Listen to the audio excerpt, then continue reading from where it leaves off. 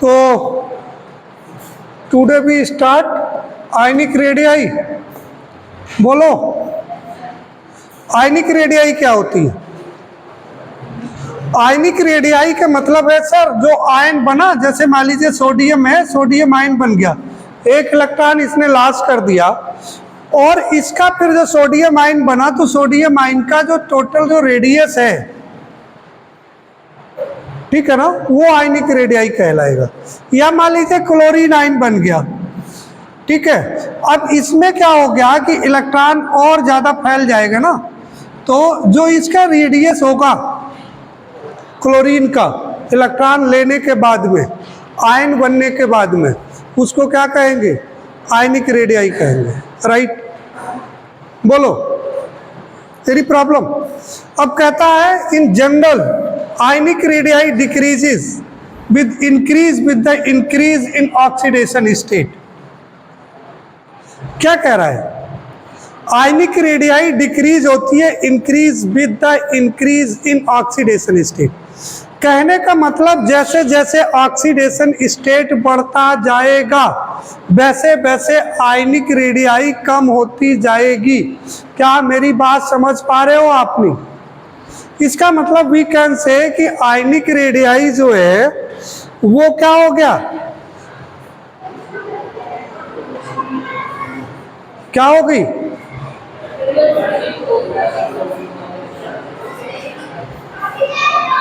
क्या?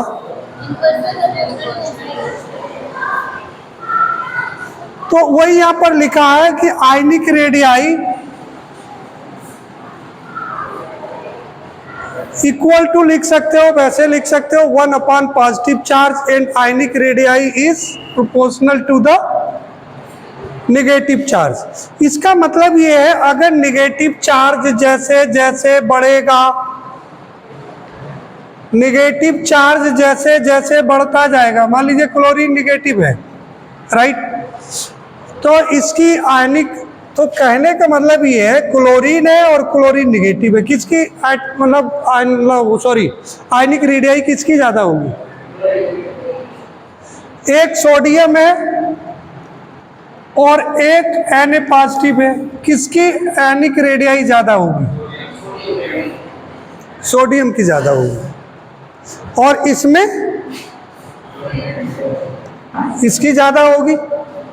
कहने का मतलब नेगेटिव चार्ज बढ़ेगा तो आयनिक रेडियाई क्या होगी? इंक्रीज होगी। अगर पॉजिटिव चार्ज इंक्रीज होगा तो आयनिक रेडियाई डिक्रीज होगी। बात समझ गए? हाँ ना, राइट। नेक्स्ट पॉइंट कहता है for the same oxidation state the ionic radii generally decreases with increase in the nuclear charge in the given transition series. अगर हम ट्रांजिशन सीरीज की बात करें, ये ट्रांजिशन सीरीज हो गई, राइट, तो इसमें क्या कहा गया? अगर ट्रांजिशन सीरीज में कहाँ चला गया भैया? है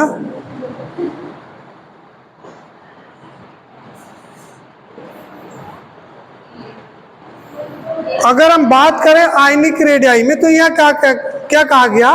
for the same oxidation state, अगर ऑक्सीडेशन स्टेट सेम है तो the ionic radii generally decreases with increase. अगर मान लीजिए कोई दो एलिमेंट्स है, दो एटम्स है या दो एलिमेंट्स हैं, उनका ऑक्सीडेशन स्टेट इक्वल है। मेरी बात समझने की कोशिश करो।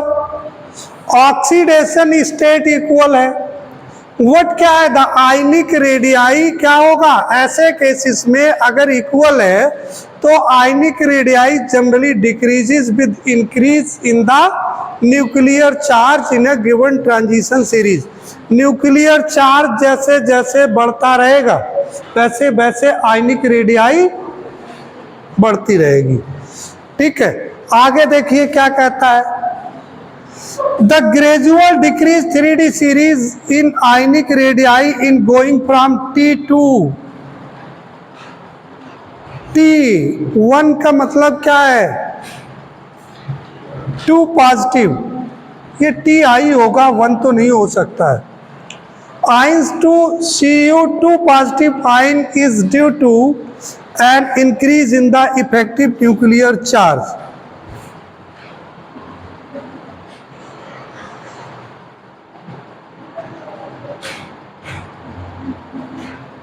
क्या कहता है ये? यहां से और कहां तक? यहां तक की बात कर रहा है।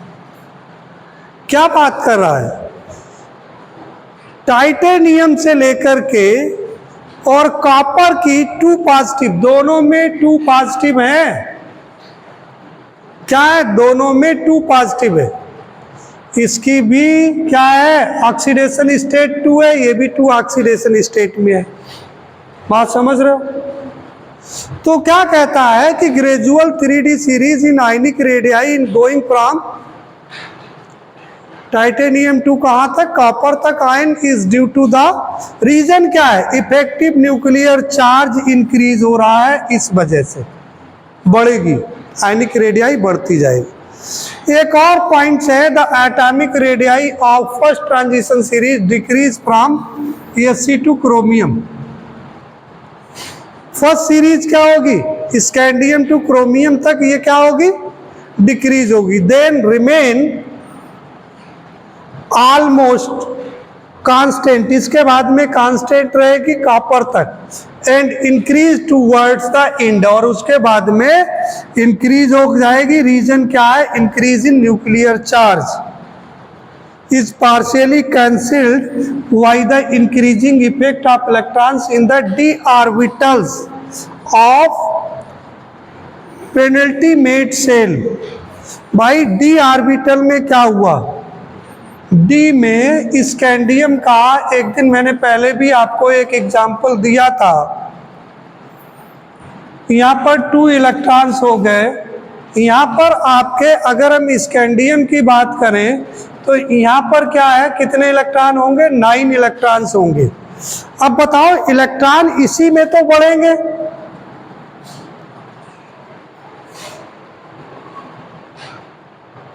थ्री डी में ही तो बढ़ेंगे। 3D में बढ़ेंगे तो यहाँ बढ़ेंगे।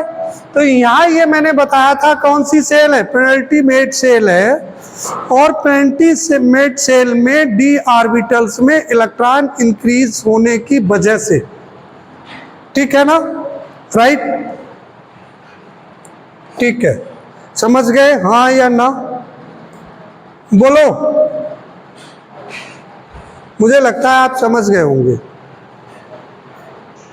अगली देखो, अगला पॉइंट क्या कहता है? Ionic radii decrease from left to right. अगर हम लेफ्ट से राइट के लिए जाएं तो क्या होती है? आयनिक रेडियाई डिक्रीज होती है due to the increase nuclear charge and poor shielding by d electrons, ठीक है।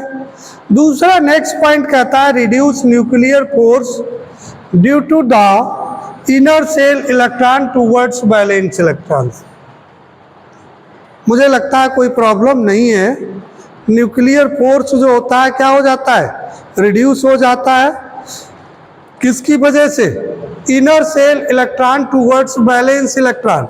बैलेंस इलेक्ट्रॉन 4 में 2 इलेक्ट्रॉन्स थे इसमें, जो 4s में कितने थे? 2 इलेक्ट्रॉन, और 3d में 1 to 14 हो सकते हैं,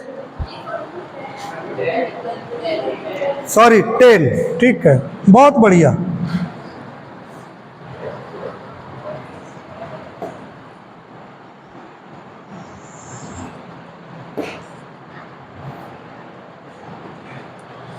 वन टू 10। तो इलेक्ट्रॉन कहाँ बढ़ेंगे? इलेक्ट्रॉन बढ़ेंगे तो क्या हो जाएगा? न्यूक्लियर फोर्स डिक्रीज हो जाएगा। जो 4s पे जो न्यूक्लियर चार्ज लग रहा था तो क्या हो जाएगा? कम हो जाएगा, ठीक है, राइट। आगे की बात करते हैं। एक और प्रॉपर्टी है मैग्नेटिक प्रॉपर्टी।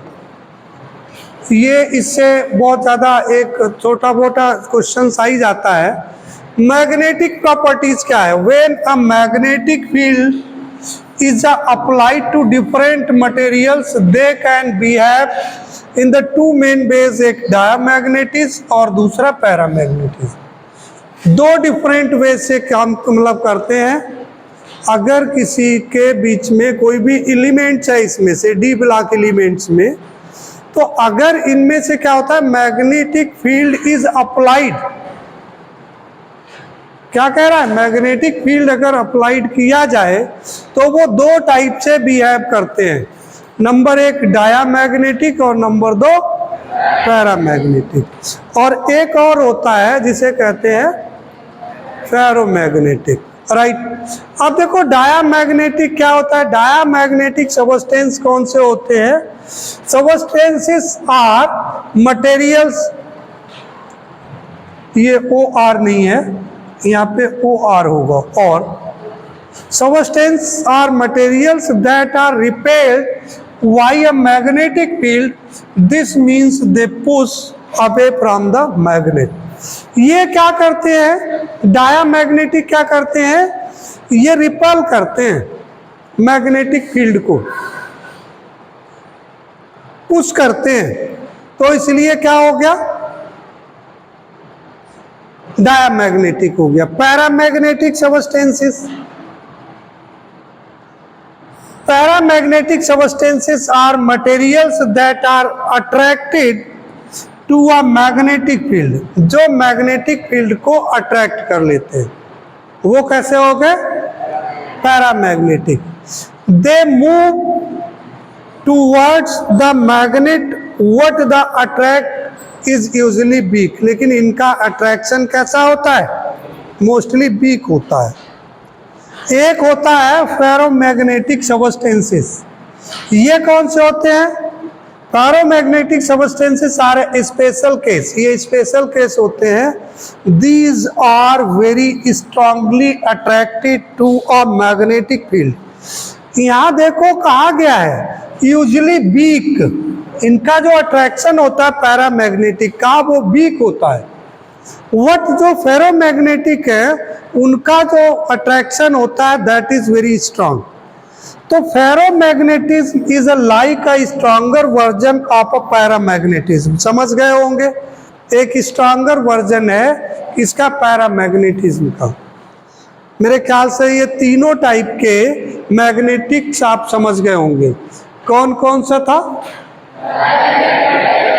डायामैग्नेटिक्स आर दो सबस्टेंस विच आर रिपेल्स, जो मैग्नेटिक फील्ड को रिपेल करते हैं, ठीक है, और पैरामैग्नेटिक जो अट्रैक्ट करते हैं, व्हाट अट्रैक्शन इज वीक, लेकिन ferromagnetic the substance which are strongly attract the किसको, मैग्नेटिक फील्ड को। क्लियर, अब जी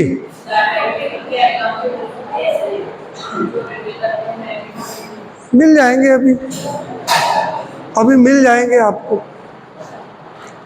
most transition metals which are elements found in the middle of the periodic table, जो most transition metals हैं जो mostly कहाँ पाए जाते हैं, middle of the periodic table, tend to show, क्या शो करते हैं, पैरामैग्नेटिक बिहेवियर शो करते हैं।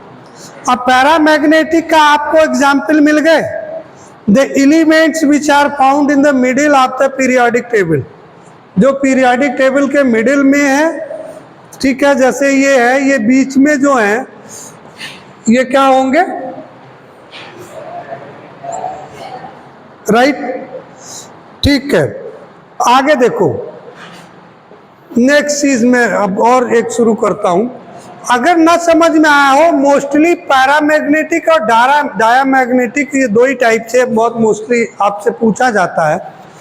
अब पैरामैग्नेटिक क्या होता है, ये शार्ट में कर दिया, अट्रैक्ट मैग्नेटिक फील्ड लाइन, लिखने दो, मैं कोई मना कर रहा हूं, it is your responsibility. Paramagnetic क्या है, ये अट्रैक्ट मैग्नेटिक फील्ड लाइन, ये मैग्नेटिक फील्ड लाइन को क्या करता है, अट्रैक्ट करता है, यही हमने पीछे लिखवाया। दूसरा क्या है, डायामैग्नेटिक, डायामैग्नेटिक में क्या कहा हमने, रिपेल मैग्नेटिक फील्ड लाइंस को, राइट, और किस वजह से, रीजन क्या होता है, ड्यू टू पेयर्ड इलेक्ट्रॉन्स, ठीक है।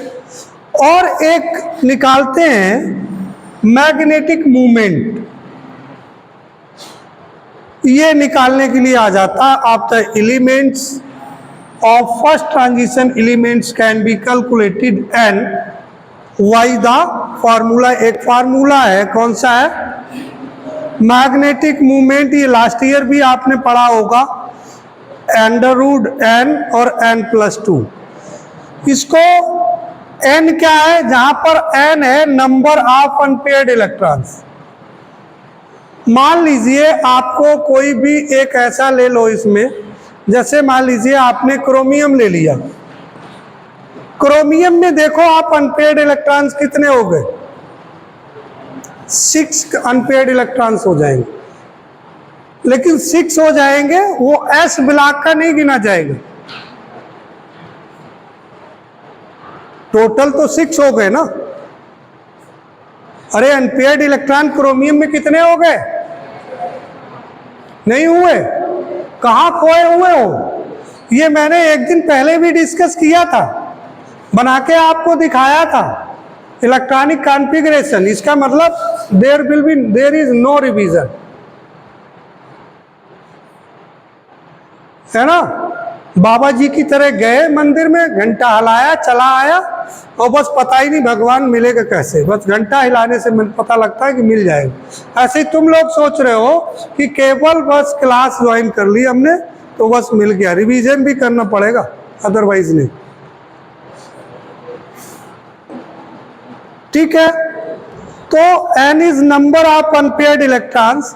ये bm क्या है? bm जो है ये यूनिट ऑफ मैग्नेटिक मूवमेंट है और इसे कहते हैं बुअर मैग्नेटन। ठीक है, लास्ट ईयर भी आपने पढ़ा होगा।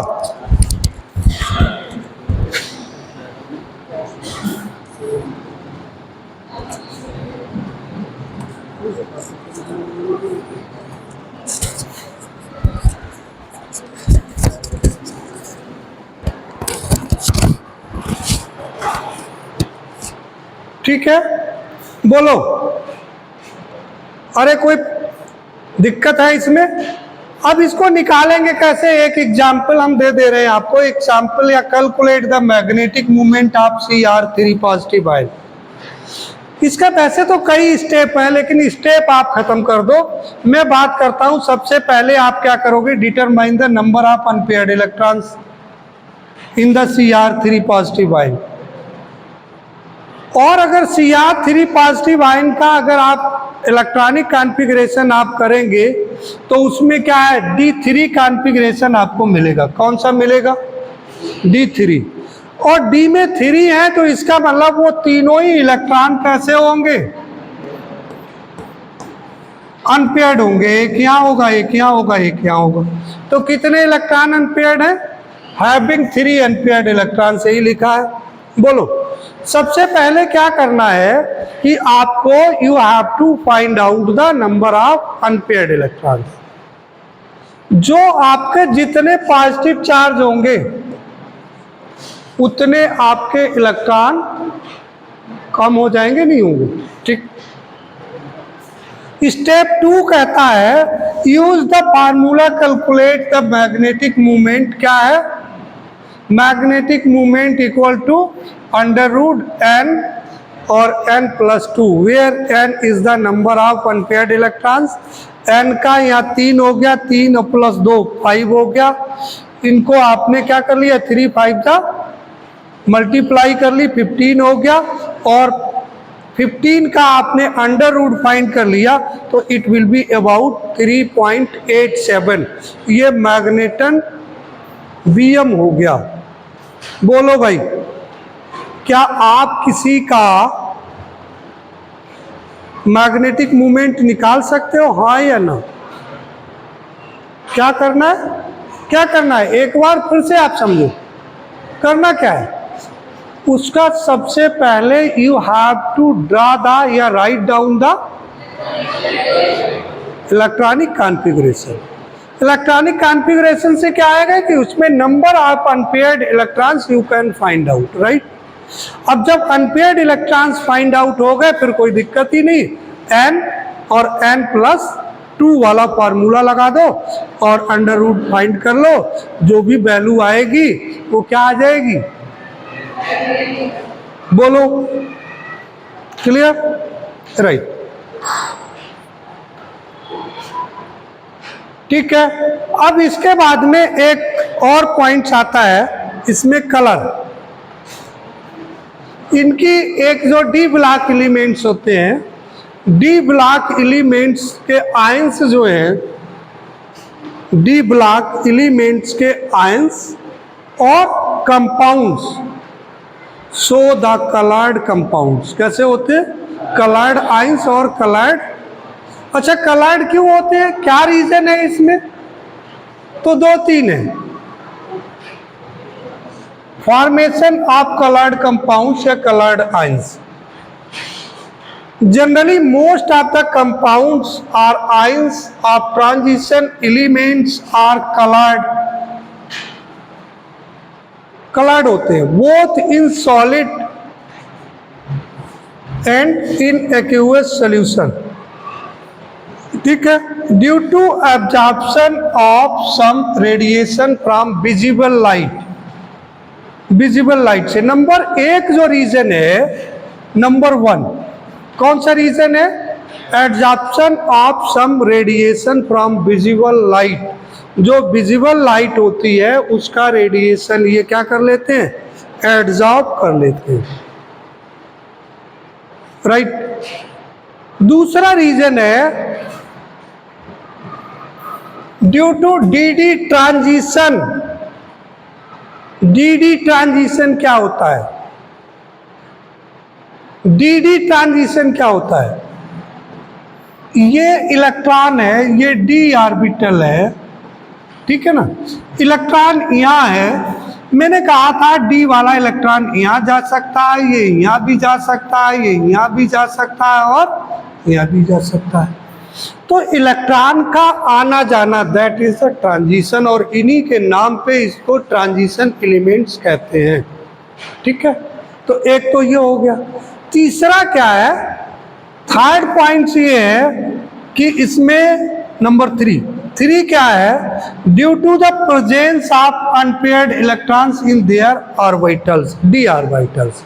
डी ऑर्बिटल्स में अनपेयर्ड इलेक्ट्रॉन्स होते हैं। एक चीज आपको ध्यान होगी, मैंने कहा होगा कि जो Zn है, Cd है, Hg है और Cn है, ये मैंने बताया था कि ये आपके ट्रांजिशन एलिमेंट्स नहीं होते हैं, नॉन ट्रांजिशन एलिमेंट होते हैं, लेकिन डी ब्लॉक के होते हैं, बताया था ऐसा नहीं। तो रीजन क्या है, क्यों नहीं होते, क्योंकि ये फुली फिल्ड हो गए, इनमें अनपेयर्ड इलेक्ट्रॉन्स नहीं बचता है। समझ गए आप, रीजन समझ गए। तो वही चीज यहाँ पे कही गई है, क्या, unpaired electrons in there D orbitals. अगर सभी पेयर्ड हैं तो वो ट्रांजिट नहीं करेगा।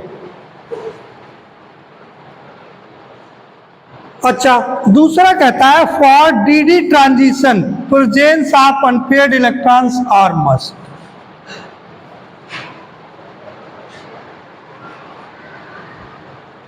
ये क्या कह रहा है, ये कह रहा है कि अगर डी ट्रांजिशन होगा, आप देखो, अगर बेटा यहाँ भी इलेक्ट्रॉन ये आ जाए, यहाँ भी इलेक्ट्रॉन आ जाए, यहाँ भी आ गया, यहाँ भी आ गया, यहाँ भी आ गया, यहाँ भी आ गया, यहाँ भी आ गया और यहाँ भी आ गया, तो क्या इसको कहीं मूवमेंट हो पाएगा, नहीं हो पाएगा, बोलो। अरे मूवमेंट तो तभी हो जाएगा जब उसको वहां कुछ भाव मिलेगा। आपको कुछ भाव मिलेगा ही नहीं तो आप जाओगे क्यों। एक बच्चा मामा के घर खूब जाता है और एक बच्चा मामा के यहाँ नहीं जाता है, क्यों। एक बच्चे के मामा क्या करते हैं कि वो जब भी भांजा आता है तो उसको पूछते रहते हैं तुमने क्या पढ़ा, स्कूल में क्या क्या पढ़ते हो, वो बहुत सारे पूरा टेस्ट ले लेता है, मेरा जैसा मामा होगा कोई। और एक मामा बिल्कुल तुम्हारा जैसा। आजा बेटा चलो खेल लेते हैं, ये कर लो वो कर लो, आइसक्रीम खिला दी, वो क्रीम खिला दी, तो वो क्या करेगा? किसके पास जाना पसंद करेगा? जहां उसको मिला वहां ना, इज्जत मिली उसको, खाने पीने को मिला, और जहां पे कोई जगह नहीं है खाने पीने के मामले में, तो वहां क्यों ही जाएगा? जगह ही नहीं, राइट।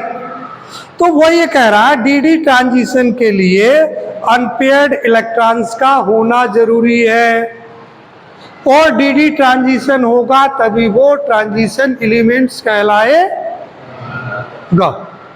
राइट। समझ रहे हो भैया जी? बर्थडे बॉय, समझ रहे हो? ठीक।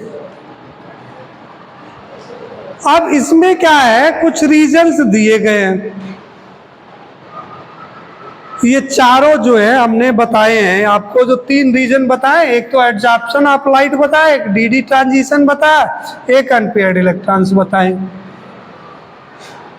यही तो बताए, यही तो लिखे, बोलो। अच्छा, इसमें एक चीज और है, इलेक्ट्रॉन जो है डीडी ट्रांजिशन में क्या करता है? अच्छा नीचे बताएं।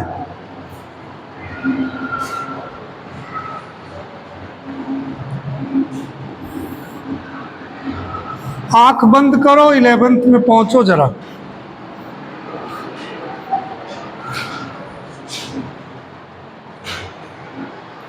आंख बंद करके ऐसे नहीं कि चलने लगो। मैं आज इधर से निकल रहा था और एक नीचे क्लास का बच्चा था, शायद सीनियर केजी या जूनियर केजी का रहा होगा, मैं इधर से जा रहा था, वो अपनी ऐसे आंख बंद करते हुए आ रहा था।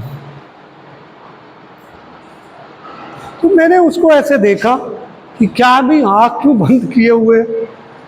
जब मैंने देखा उसको आभास हुआ होगा तो खोला, तो वो दौड़ा फिर भागा। तो वैसे आंख बंद कर लेना, यहाँ आंख बंद करके खोलने का मतलब ये है कि ये मैंने बताया था आपको 11th में, इसको हमने कहा कि इसकी स्प्लिटिंग होगी, एक Eg और एक T2G। कुछ ध्यान आया? Eg और T2G में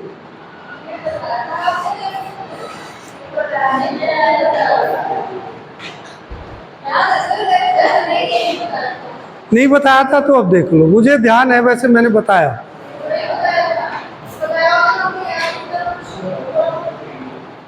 आप आए नहीं होंगे, कोई बात नहीं, नहीं बताया था तो अब देख लो।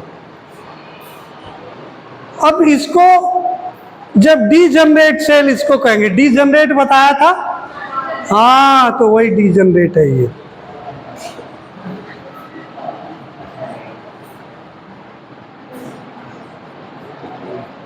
डीजनरेट होगा। अब डीजनरेट होगा तो एक तो Eg में टूटेगा और एक T2G में पहुंचेगा। अब Eg की क्या होगी? एनर्जी किसकी ज्यादा होगी? Eg की। T2G की एनर्जी कम होगी।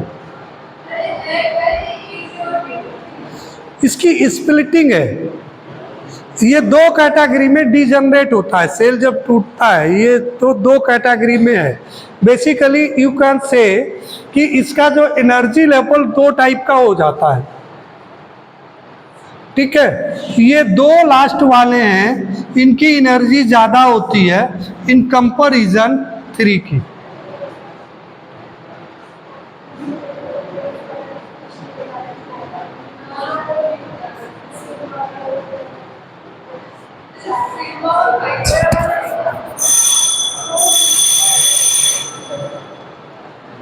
अब सुनो, बैठे रहना ध्यान से इसको। अब इसमें क्या है, Eg में जब पहुंचेगा तो कब पहुंचेगा? ये कैसे काम करेगा? एक्ट एज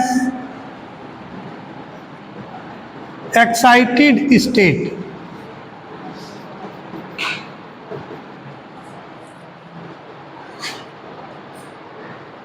क्या करेगा? Excited state.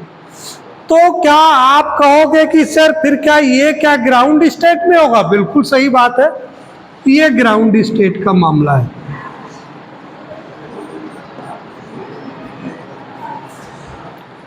एनर्जी कब ज्यादा होगी? जब एक्साइटेड स्टेट में होगा तब, बोलो, या ग्राउंड स्टेट में? एक्साइटेड स्टेट में। तो एक तो ये रीजन रहता है इसका अनपेयर्ड इलेक्ट्रॉन्स का, जो यहां पे अभी मैंने बात की थी, कहां पर बात की थी?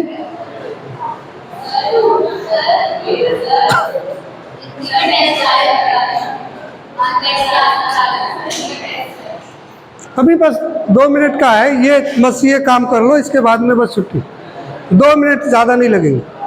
अब एडजॉर्प्शन क्या होता है? When light is adsorb by a transition metal complex, it excited an electron from a lower energy level to higher energy level. Adsorption light का कब होता है? जब अभी मैंने बताया था क्या, जब ये लोअर एनर्जी लेवल से हायर एनर्जी लेवल में जाता है, जब ये एक्साइटेड स्टेट में, तो क्या होता है? लाइट का एडजॉर्प्शन होता है। समझ गए? अब कैसा एडजॉर्प्शन होगा? अगर मान लीजिए ये एडजॉर्ब कर रहा है ग्रीन को, अगर ग्रीन रेडिएशन को एडजॉर्ब कर रहा है तो कलर कैसा दिखेगा हमें? रेड।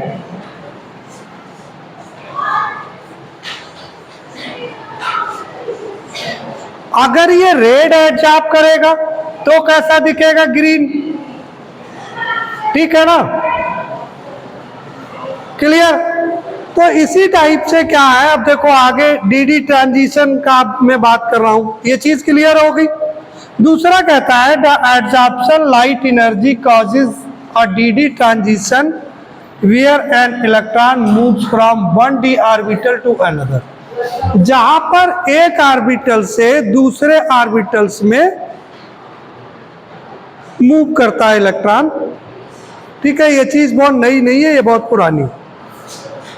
अब अनपेयर्ड इलेक्ट्रॉन्स तो आप जानते ही हो, in d transition elements there are unpaired electrons in the d orbitals, these unpaired electrons absorb specific wavelength of light. अब आप कहोगे सर जो अनपेयर्ड इलेक्ट्रॉन्स है इसका क्या मतलब है, क्यों ये कलर्ड आयन देगा? क्योंकि जो अनपेयर्ड इलेक्ट्रॉन्स हैं they have the power to absorb the specific wavelength of light. वो स्पेसिफिक वेवलेंथ की लाइट को क्या कर ले रहे हैं? एब्जॉर्ब कर ले रहे हैं। तो यही बात हो गई इसमें कलर फॉर्मेशन में, the absorb light energy corresponds to a specific colour which is complementary to the colour absorb. अब देखो इसमें जो आपने देखा अभी, बस 1 मिनट और लगेगा, रेड वाले ने क्या काम किया? अगर रेड लाइट एब्जॉर्ब हो रही तो क्या हुआ? ग्रीन कलर दिखेगा, इमिटेड होगा। दूसरा, अगर मान लीजिए वायलेट कलर है तो कौन सा दिखेगा? येलो दिखेगा। सेम टाइप से अगर मान लीजिए कौन सा हो गया? ऑरेंज ब्लू, ये देखो ब्लू कलर है, ये ऑरेंज है। ऑरेंज वैसे तो ये है लेकिन इसके पास वाला, इसको भी ऑरेंज कहेंगे, ये ऑरेंज कलर ही है ना मैडम? हाँ ठीक। तो ये ब्लू दिखेगा। तो ये इसके थ्रू मैंने आपको दिखाने की कोशिश की इसमें। अब मुझे लगता है ये बात खत्म हो गई। कैटालिटिक प्रॉपर्टीज नेक्स्ट क्लास में होगी।